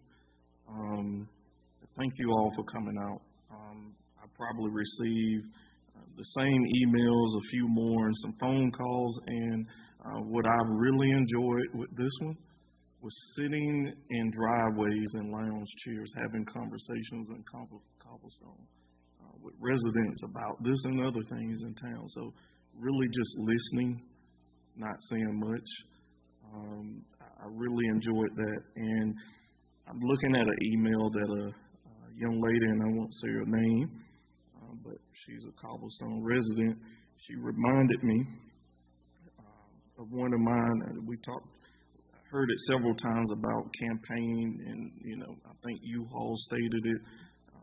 But one of my campaign missions and promises to you all as citizens were to poll you, listen to you, and act. So I appreciate this email from this young lady that reminded me that people are paying attention when sometimes I think folks are not paying attention. So thank you so much for that, Mr. Mayor. That's my remarks. Mr. Mayor, if there's no further comments, I'll make a motion. Approve the ordinance. To deny it. We've listed it as approval. So we'll make a motion second to approve, if you will, and then we vote yes or no. Or does it die? He don't want to do that. Or does it die? Robert's Rules of Orders. Written in the affirmative here. Yes, sir. Yes. We'll make a motion and second. This is my advice. Attorney can correct us. And then you vote yes or no to approve. That's what I thought. So, I'm sorry, state that again, sir. I'm sorry. Would he make a motion to approve it because it's written here as approval, then we'll vote yes or no?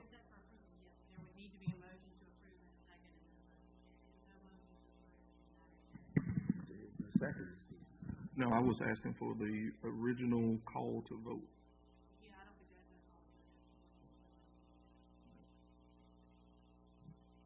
Councilman Bowman, are you making a motion? I am not. You don't withdraw that then? I will. Since I can't make a motion to not approve it, I will not make a motion to approve it. I'll make the motion. Do we have a second?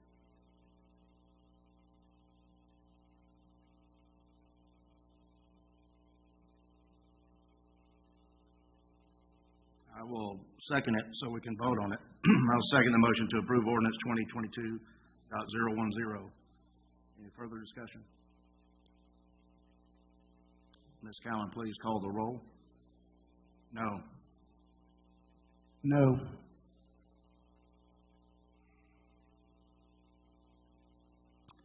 Won't be popular, but yes. No. No. Thank you, gentlemen. So the motion fails. And thank you all for speaking in support and against. We'll move tonight to Part C, the second reading, discussion and approval of ordinance 2022.009 to adopt the annual budget and provide revenue for the town of Blythewood for the fiscal year ending June 30th, 2023. Mr. Williamson. Thank you, Mr. Mayor. This is the second reading of the fiscal year 23 budget. The only change since first reading is that the funds allocated to park security have a separate line item titled Park Security on page 7 of the budget worksheet.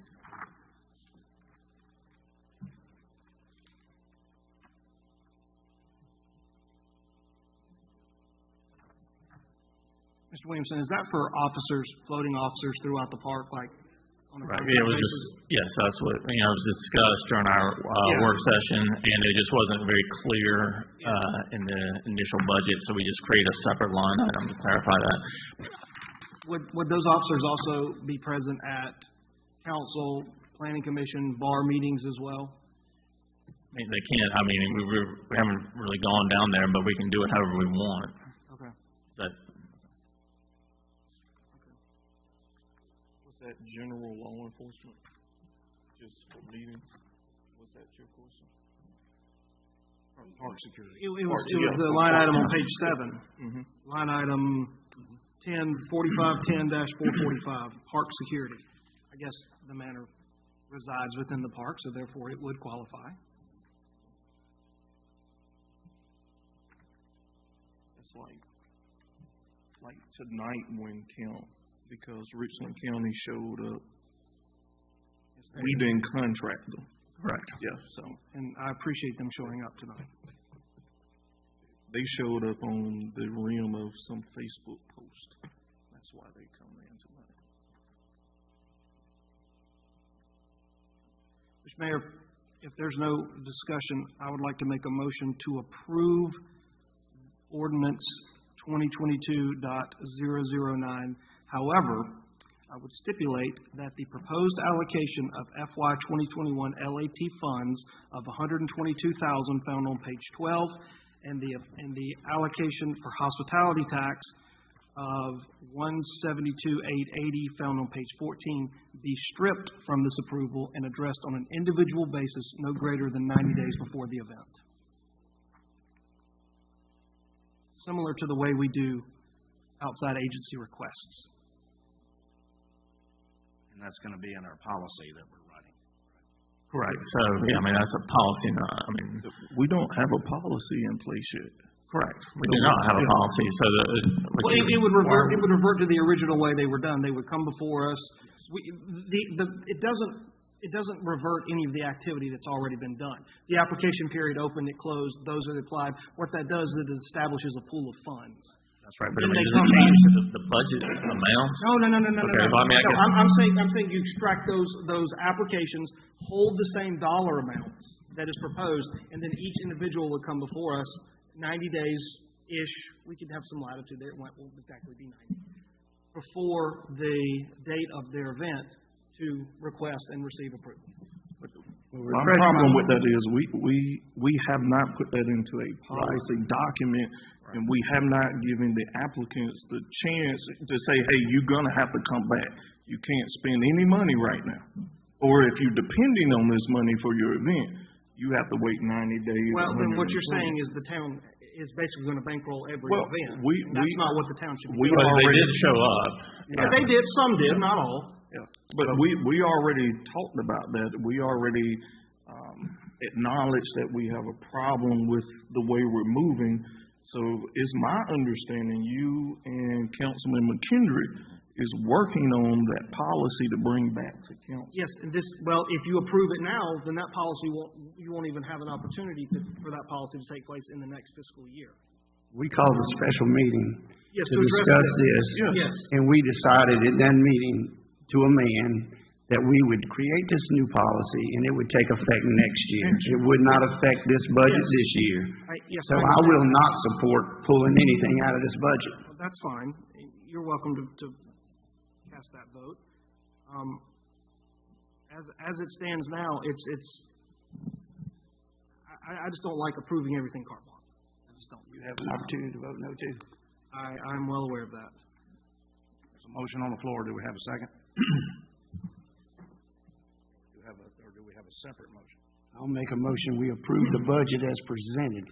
Second. Probably motion seconded to approve Ordinance 2022.009 to adopt the annual budget and provide revenue for the town of Blythewood for fiscal year ending June 30th, 2023. Any further discussion? All in favor signify by saying aye. Aye. Excuse me. All opposed? No. The ayes have it. Second reading passes. Pardon me. Part D tonight, second reading, discussion and approval of Ordinance 2022.008, zoning map amendment 2022-03-MA, R8, 1 and 2 family residential district, R8 to R20, low density residential district, R20. This amendment would rezone the entire Oakhurst neighborhood, which includes the attached following properties. Mr. Winston.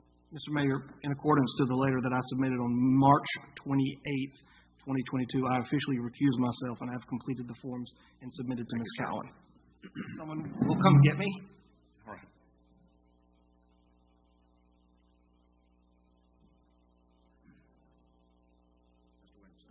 There's no changes since first reading on this. I make a motion, we approve second reading. Been probably motion seconded to approve ordinance 2022.008, the zoning map amendment for Oakhurst neighborhood. Any further discussion? All in favor signify by saying aye. Aye. All opposed? The ayes have it. Second reading passes. We'll pause and get Mr. Brockman.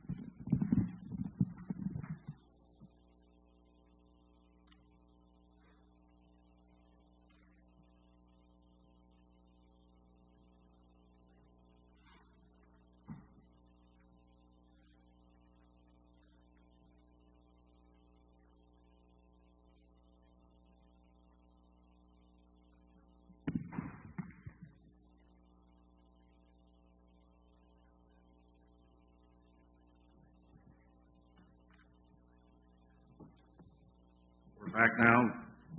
So what happened?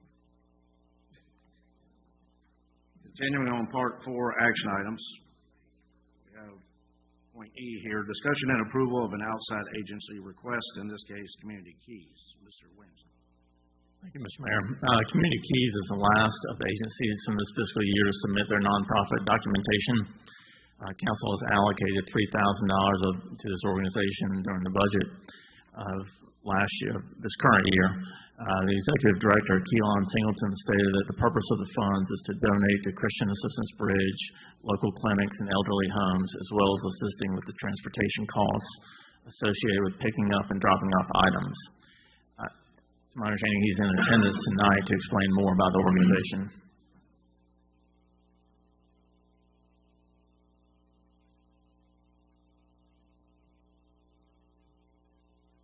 Evening, sir.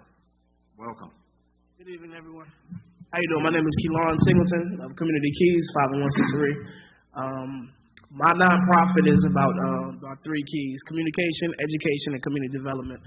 I've been doing nonprofit for over 20 years. I used to run a Boys and Girls Club in Orangeburg, out here in Columbia for the Midlands, and also in Atlanta. I started Community Keys about 2017 because I like to focus on issues that people are pretty much scared to attack. Like, I would like to get with that group with the Tourette's. I do special needs, low income, health. I also have a partnership with Walmart, so I get bulk items. That's how I was able to donate. Actually, when the pandemic started, when I got with Mr. Griffin, I was able to donate masks and everything before everyone even had it. But I like to go to the first responders. So like we went to some, I think it was Presbyterians out here, I think. So I go directly to the ERs. I'm really hands-on. I see all the political stuff, but I like to touch everything that really needs to be done. After-school programs, everything from clothes donations, socks, toiletries. I've been doing it. Last 2 years I was sick. I had some health issues. I had my foot amputated. That's why I had missed it. Yeah, you guys had awarded me award maybe 2 years ago. They were like 2018, 2019, but I had some health issues. But my nonprofit, I try to hit all the different issues, especially with my health. I started doing community gardens. I'm in the process of creating farms also with the USDA and agriculture. But this money will help with transportation costs, like I have to pick up stuff from the Walmart hub in Fayetteville. That's how I get the pallets. That's how I distribute it different places. So I'm already moving. I'm partnered up with Lower Richland Alumni Foundation, Sheriff Lott, Orangeburg County. I'm all over the state. So, like I said, any little bit will help. I'm not, pressuring nobody or begging for anything, but I just appreciate the support. So I'd like to continue to try to build in Blythewood also. I'm all over. So my website, cmkeys.org, same thing, Facebook, social media, everything. You can look me up. You can Google me, Keelan Singleton. You have any questions, anybody? Questions, council?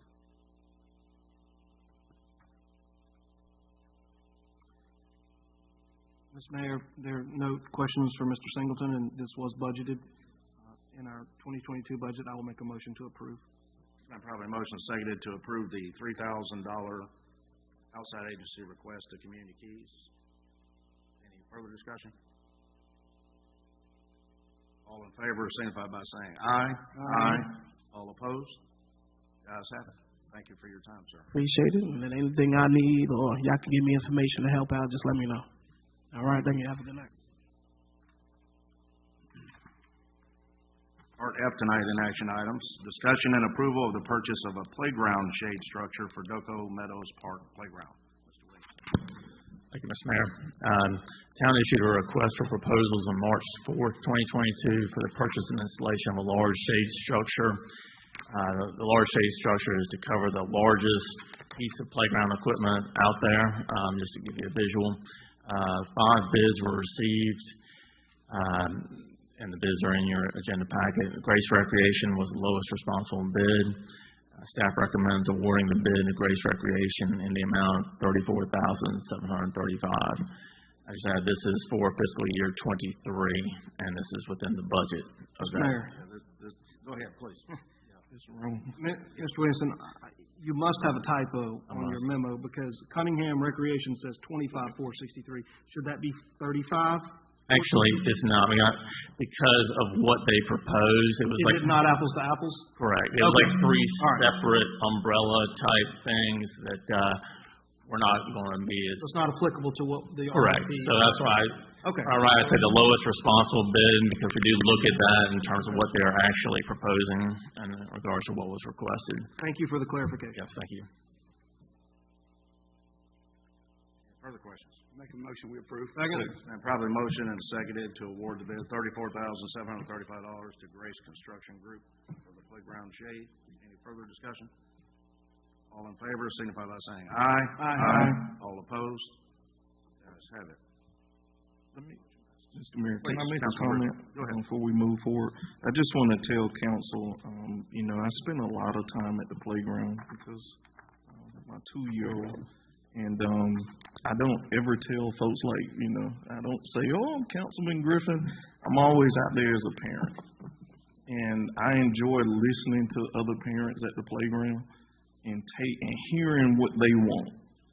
And I'm pleased to tell council that the shade feature and the turf is like 2 of the last pieces that I get from people just hearing them conversate out there. So we're headed in the right direction.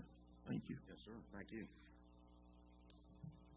Part G tonight, discussion and approval of the use of funds from the Community Promotions account of the General Fund to cover rental costs of Doco Meadows Park Field for the Blythewood Bengals Youth Football and Cheer Organization. Mr. Williams. Thank you, Mr. Mayor. The Blythewood Bengals Youth Football and Cheer Organization has been using the Kelly Mill facility for its practices, but was told with short notice that they could not use their fields during June and July. They're requesting the use of the fields at Doco Meadows Park free of charge until they can return to Kelly Mill on August 1st. The total value of this request is $2,400, and if approved, staff would credit the Community Promotions account and debit the Park Rentals account, both within the general fund. And I'm not sure if Ms. Dow is here. But she's spoken many times, and I think we've given her support, every time she's come here for this event or what she's requested. I think what they do for our youth is commendable. So if there's no other, comments, I'll make a motion to approve. Discussion. We'll second it and then discuss. Second, so we can get to discussion. And probably motion is second. Any further discussion? There you go, sir. Had a brain fart on Robert Rules of Order. I'm sorry. I'm not one to kind of really poke the bear, but I do know in the past we discussed and we're trying to get on par with following procedures. And, we have somewhat part items when people didn't show up to discuss or at least give a formal, update to the administrator. I don't have a problem with supporting the youth by no means, but just trying to really harp on if we're harping on following the rules and procedures, we need to do that with everyone. Second, what has been done for the other 2 events that happened on the field? I was notified of an incident or 2 with the other football organization on the field. So what are we doing as a town to work with everybody? Because we don't want to kick anyone off the field. The fields are there for kids to use. So what are we doing administratively to make sure everyone has access to the fields? Can you elaborate a little bit on what the concern is? Because I'm not sure. Yeah, so DeMarco with the other football Pop Warner team had an issue with this one coming to the field. My understanding is that he set his times up under Steve. Steve has retired, so they're moving forward with that, and then this one comes in. So is there something internally been done to make sure that everybody is using the field? My understanding is they're both using the field in an agreeable way. No one has brought to attention that it needs someone to step in to clarify it. I think Ms. Dow recognized that she can easily adjust her times, and to my understanding, that's what's occurred in a peaceful manner. I know we talked about it before, so I just want to make sure things, because we are certainly aware of things going on, but to my knowledge, no one has brought to the attention of we need a new policy or something needs to step in, and we certainly will, but I'm not going to proactively do it if it's already being agreed upon by two parties. Yeah, I'm not asking to step. I just wanted an update on it from our lab. That's my understanding. So that's my understanding. That's the latest of what I'm understanding. Thank you. Mr. Mayor, please. Okay, Mr. Williams, I have a few questions. It says the cost to rent these fields for this period of time is $2,400. It mentions June and July in the last sentence. Is it fair to say that it's $1,200 a month? I suppose it is 3 hours, 3 days a week. Is it done hourly? Is it, Ms. Coggins? It's $50 an hour. It's 50, okay, $50 an hour. Okay.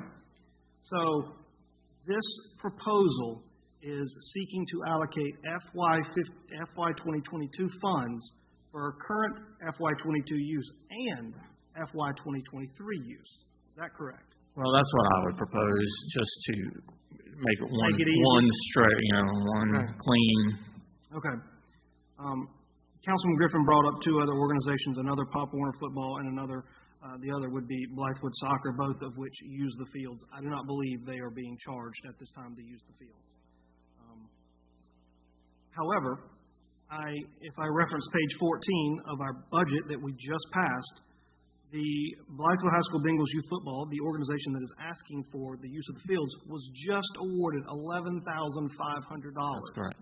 If Ms. Dow was here, I told her that she would get questioned on this, and so I asked her to clarify to me, and what she said was that was not for the practices that she's conducting right here. Those are for the games that on the Saturdays. So that's how she separated and made that distinction. But I understand the appearance, and so that's why I wanted to clarify that. But that's how she explained it to me. If nothing more, we should allocate funding for the other two organizations just so that everyone's playing by the same set of rules. Well, again, she's asking for those two other organizations did not come before council, to my knowledge. Well, they didn't have to because they were granted the fields by Steve. Okay. Well, so I'm asking you, when the next Pop Warner football practice season starts up, or Blythewood soccer starts up, are they going to have to come before Ms. Coggins and say, we want to use the fields, and are they going to be told, okay, but it's $50 an hour because you didn't come before council and ask to basically be granted the fields?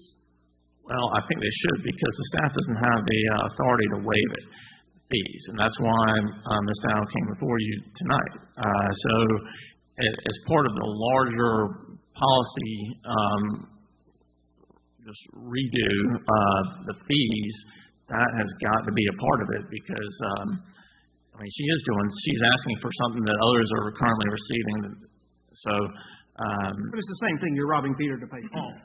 Correct. It's no different than granting them free use of the field or donating them $2,400 just so that you can pay yourself into a different account. Right, but we're not even looking right now at the value of those teams and broken those down. No, I understand that, but you mentioned that staff doesn't have the authority to waive these fees. Correct. We shouldn't be waiving fees for anybody. or we're never going to be able to, this facility, this park, will continue to operate in the red. I agree. So I don't see how, I really don't see how, after awarding that organization $11,500, how we can just say, sure, here's another $2,500 on top of it to use our fields. I mean, if you allow me, I'll shed some light on this. This organization had a contract with the county rec to do all their practices and playing at Kelly Mill Park. And then the county rec department came out with some new bureaucratic policy that you have to let fields rest, which I have never heard of in my life. But we played baseball here all summer from 1978 till today, and I don't know what resting a field means. But they have a policy. So unbeknownst to her organization, they said you can no longer use our field. So that's why this recommendation is coming forward, because they did not budget to rent the field here. The $11,000 and whatever they asked for was to, when they go play in Blythewood High School, they got to pay, I don't know what it is, $2,000. Don't hold me to that number, but it's quite a bit of money. So her request before that we approved was to help them pay those fees to the county, the school district, to use these high school fields for these tournaments they have on the weekend. So they did not budget this at all. So they would have to come out of high, charge parents or what have you. The other two organizations that you're bringing up, that's an excellent point. So we said we would put this on the agenda to grant them this relief, and now we have come up with a policy. All organizations that come here, are we going to charge them the $50 an hour, which I am absolutely in favor of. Okay, well, in her letter, it does say that they need the use of the field until August 1st, so it does look like they'll be granted use of those fields at Kelly Mill. And we're already through June. I mean, we're really talking 1 month here. Have they been using the field? Yeah, they've been using it. Have they been paying? No, but I told her that if the council voted against it, that she would have to go back and pay that amount. So she is clear about that, so that when she started practicing, that it was all contingent, but they needed to practice to continue to play. So it didn't make sense to wait, well, the council meeting is only on June 27th, and so we're going to hold off practice until then. But she was clear of the understanding that if the council voted against it, that she would pay back, going back to when she began. We just can't continue to give away every asset that we have. Mr. Mayor, if I may. Councilman McKinley. I'm going to certainly concur with what Councilman Griffin said and Councilman Brock, followed by the mayor. We haven't charged her to this point. She knows this has to come to council. And right. Council says no. She did pay a small amount at the beginning. And if my understanding is correct, this started, and aside from the bureaucracy of government, I guess the fields are done resting in August, but this started with a game that she was trying to relocate last minute, and she relocated that scrimmage or game to our fields and then has subsequently continued to use them for practices. Mr. Mayor, if it's the will of the council, I would like to take no action on this and allow her to come before us next month. And I have a full understanding of it. That we have, agreeing with Councilman Griffin, we have got to be consistent with people coming before this council asking for money and not here to ask or answer specific questions regarding those funds.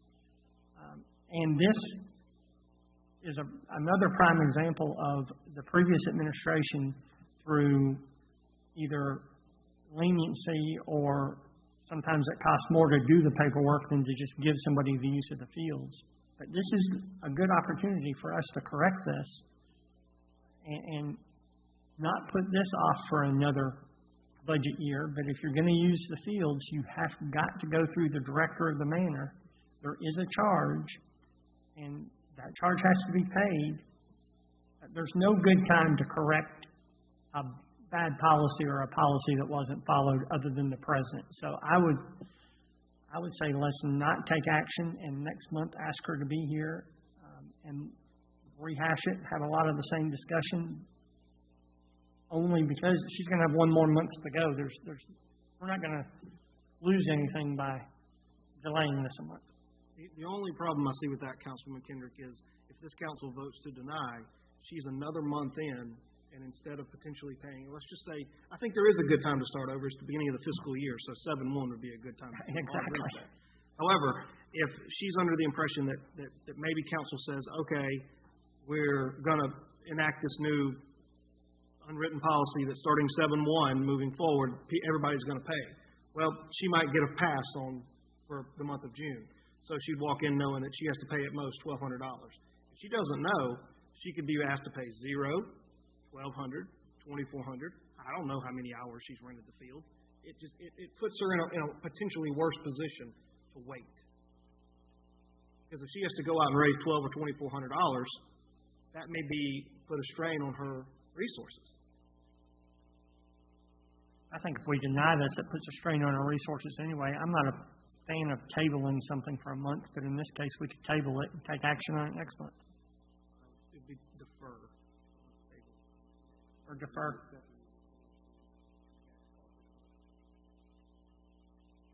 Any further discussion? Mr. Mayor, just one more thing. I think this is a prime example of what we've been talking about as far as exceptions in the budget. That something comes up mid-year, we want to be a good community partner. We want to help each other out. So I think this is something that, moving forward, we may, in the new policy, look to keep some money back outside of what's already remaining. Thank you.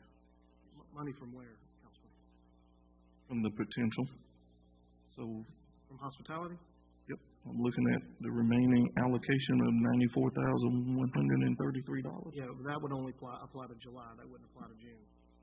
No, I know, but I'm saying moving forward. I'm not talking about this incident. Moving forward, we need to really look at, some type of percentage, and like I stated before, you and Councilman McKendrick, y'all are working on policy already. So sounds like a little direction. No. You guys are doing a good job. So. No, it sounds like that's something you're recommending we take up in constructing this. Oh, yes. HTAX and just something to consider. Policy. Yeah, sure.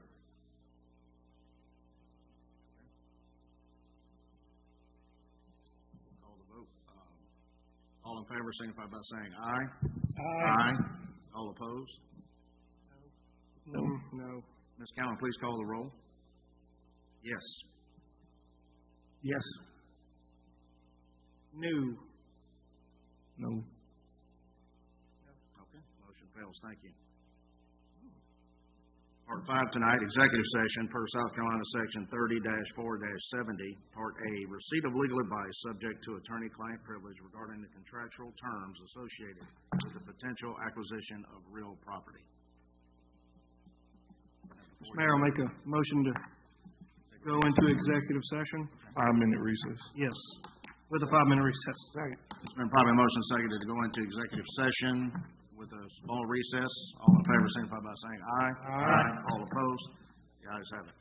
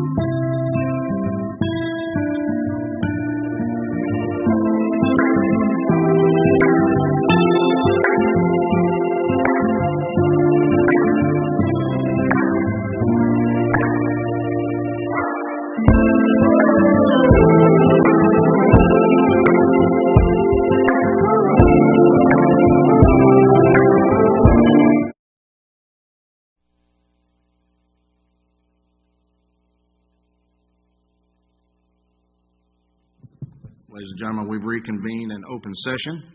So the next issue is Part 7, any items requiring a vote following executive session. Councilman. There's no items requiring vote, sir. Hearing none, we'll move to Part 8 tonight, open citizen comments. Ms. Page, how are you? Mr. Fry? Ms. Coggins, anyone willing to speak or want to speak? Okay, hearing none, we'll close that, and then we move to Part 9, please. Second.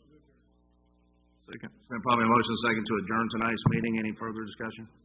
All in favor signify by saying aye. Aye. All opposed? The ayes have it. We're adjourned. Thank you.